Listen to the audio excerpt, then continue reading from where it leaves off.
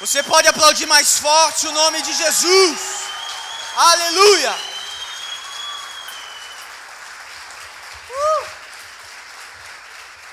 Glória a Deus. Eu verei lá no céu as marcas que me salvaram.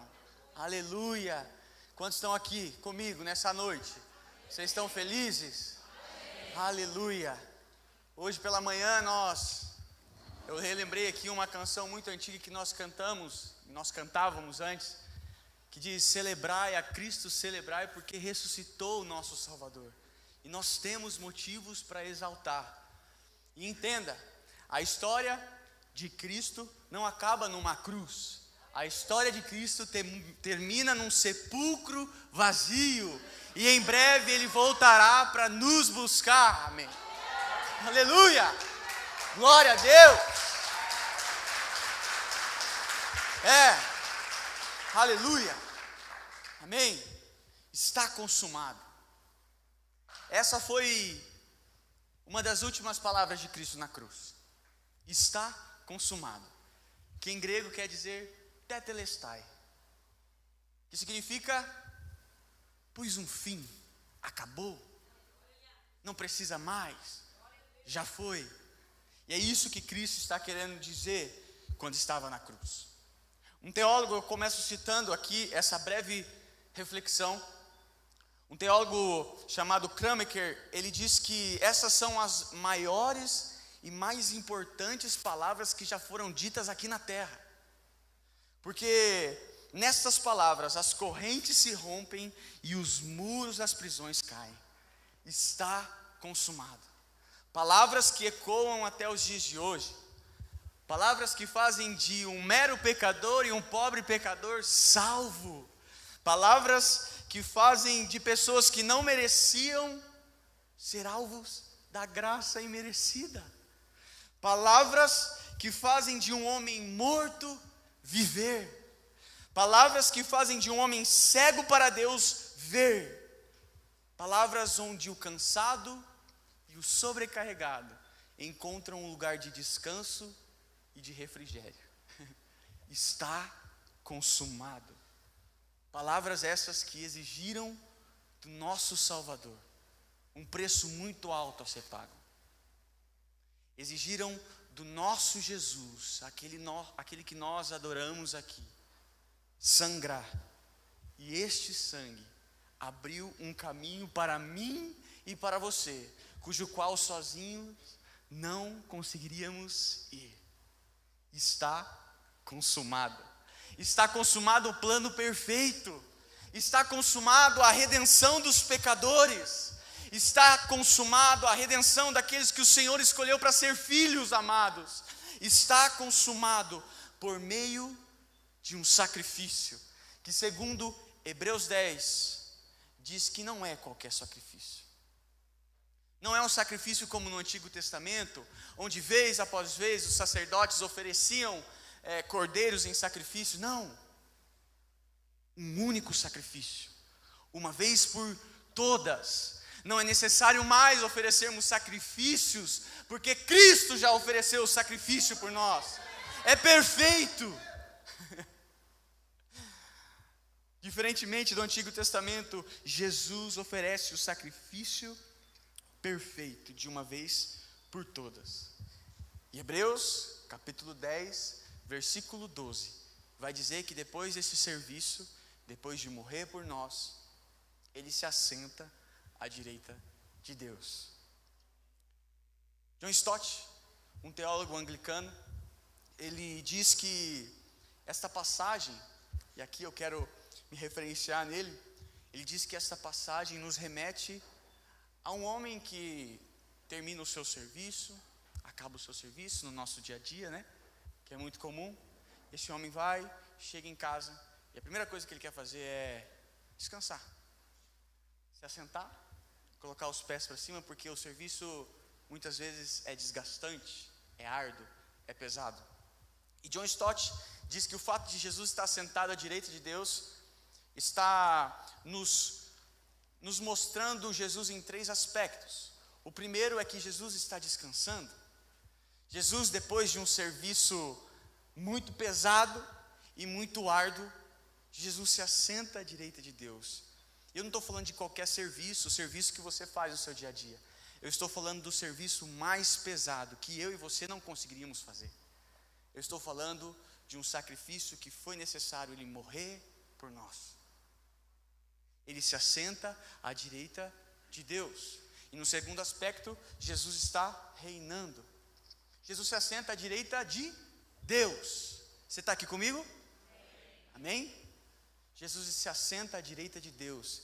E sabe, meus amigos, não existe lugar de maior honra, não existe lugar de maior poder, a não ser aquele que é do lado de Deus, à destra de Deus. Ou seja, Jesus está reinando. Foi dado para ele o poder no céu e na terra, e ele está reinando. Está sentado à destra. E o diabo nessa história ainda não assumiu a derrota, mas ele perderá. Você está aqui comigo, meu amigo? E um terceiro aspecto é que Jesus, ele está esperando. Jesus está descansando, Jesus está reinando, Jesus está esperando. Esperando o quê? O que Jesus está esperando? Jesus está esperando aquilo que as Escrituras por diversas vezes vai nos falar sobre casamento. Jesus está esperando o casamento, segundo Apocalipse 21:2. E antes de falarmos a respeito deste grande dia, antes de falarmos desse dia tão aguardado, nós precisamos entender que o casamento aqui está sobre uma óptica judaica, sobre um cenário e um contexto judaico. É necessário compreender como funcionava o casamento, para então fazermos a aplicação. Como acontecia o casamento judaico? Diferentemente da nossa cultura, o noivado, em duas fases, o noivado e o casamento. Diferentemente da nossa cultura, o noivado, ele era tão definitivo quanto o casamento. No aspecto judaico, no cenário judaico, no contexto judaico, quando você noivava com uma pessoa, era necessário casar com ela. E em uma eventual separação, havia um instrumento público que era necessário ser feito, equivalente ao divórcio. Ou seja, o noivado era tão definitivo quanto o casamento. O noivado era o período onde o noivo pedia a noiva em casamento. O noivado era o período onde havia aquela troca de presentes entre o sogro. Aleluia. Havia troca de presentes. E depois de trocar os presentes, o noivo, ele saía e ia preparar um lugar para receber a noiva. Esse é o contexto judaico de casamento. O noivo pedia em noivado e saía preparar a casa onde poderia consumar o casamento. E saía preparar morada para a sua, então, futura esposa. E se você perceber, há uma grande semelhança entre João 14 e o casamento judaico. Jesus está conversando com os seus discípulos, ele fala assim: não se turbe vossos corações. Crede em Deus, crede também em mim. Na casa de meu pai há muitas moradas. Se não fosse assim, eu não teria dito a vocês: eu vou preparar o quê? Um lugar. Eu vou preparar um lugar. Eu não sei se essa é a exposição mais correta desse texto, mas faz todo sentido. Jesus foi antes preparar um lugar para casar com a sua noiva, que é a igreja. Jesus foi preparar a morada. Jesus foi preparar um local para receber de braços abertos a sua igreja. Então perceba, deste modo, não é o noivo que espera a noiva. Na nossa cultura, é o noivo que entra primeiro e depois a noiva, esperando a noiva. Na cultura judaica não é assim. Na cultura judaica é a noiva que espera o noivo. Na cultura judaica é a noiva que se prepara para o encontro com o noivo, meu amigo. Então preste atenção, que eu quero que você entenda. O noivo prepara a casa. Esta é a função do noivo, ele prepara a casa. E a noiva, ela se prepara para o encontro.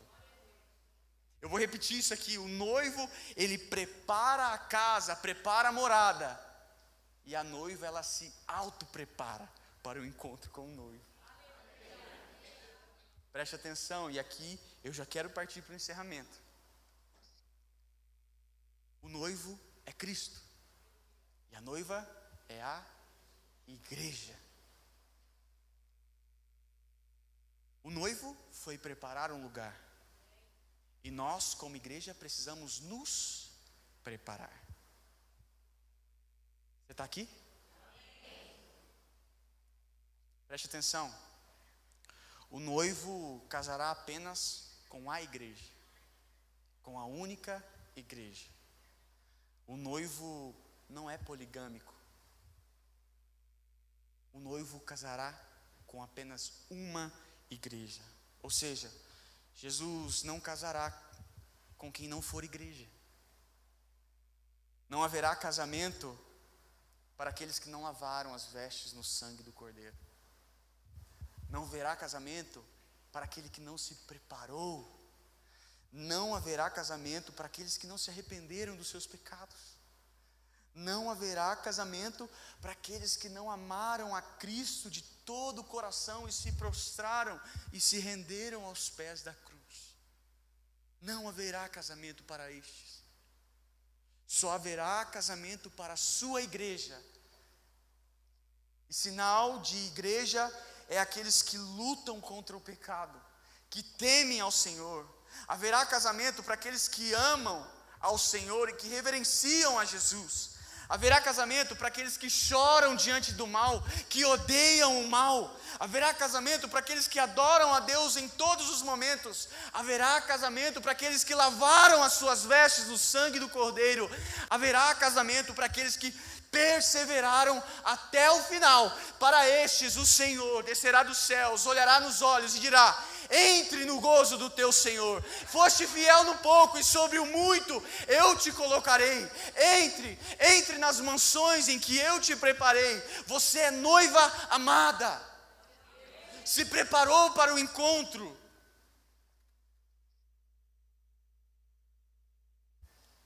E lá Ele enxugará dos olhos toda lágrima. Lá não haverá dor. Lá não haverá ranger de dentes.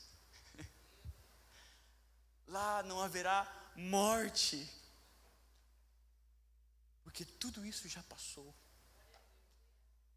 E nada disso acontecerá.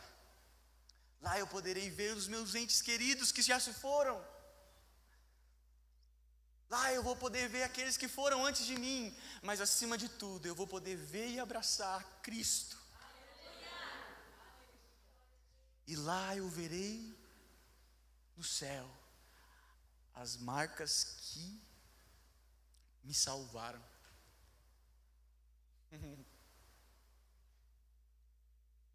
E o cristão ama esse dia. Ama o dia em que o noivo virá para resgatar a sua noiva.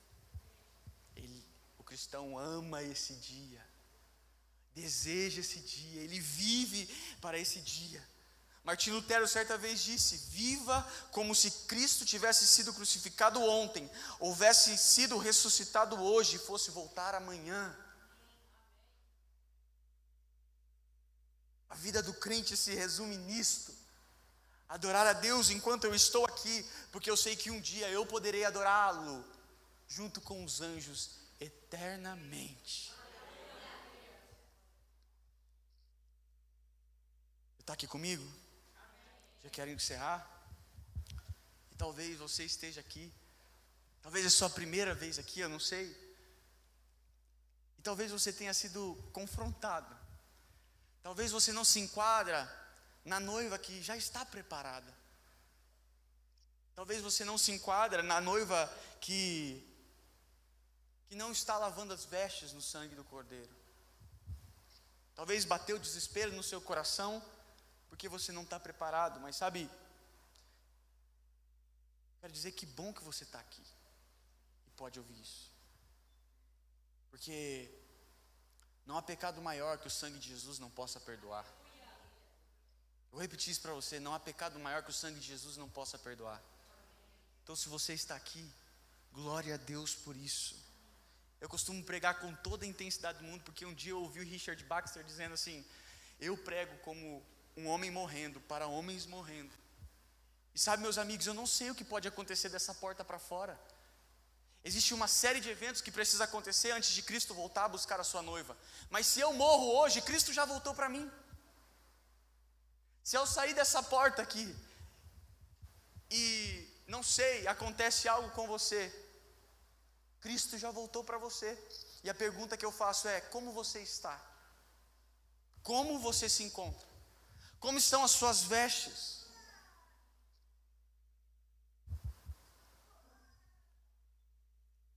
Como você se sente ao falarmos da vinda de Cristo?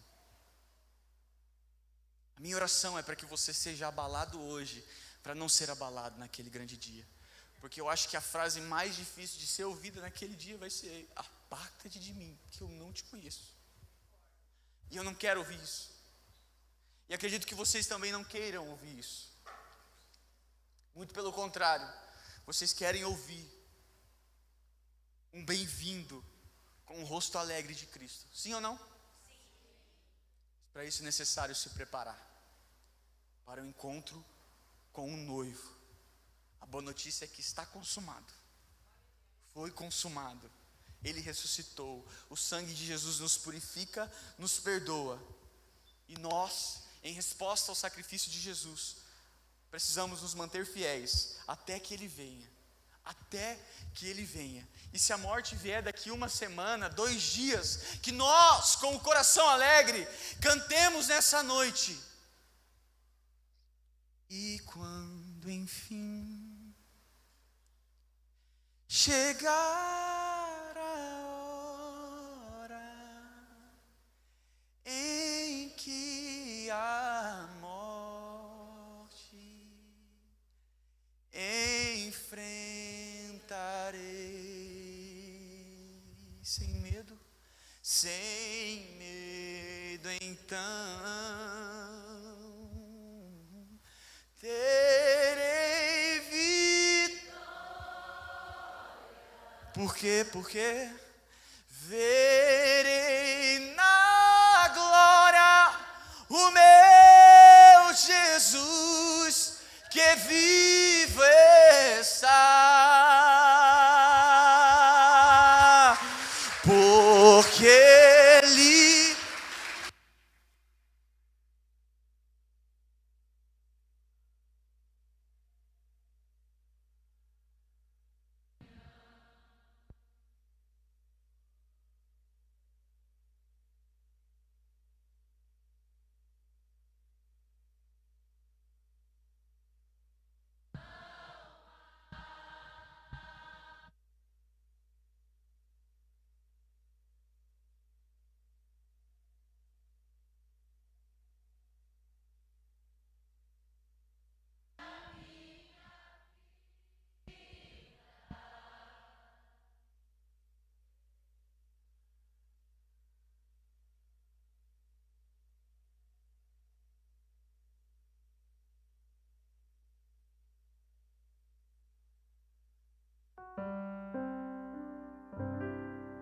nós nos preparamos,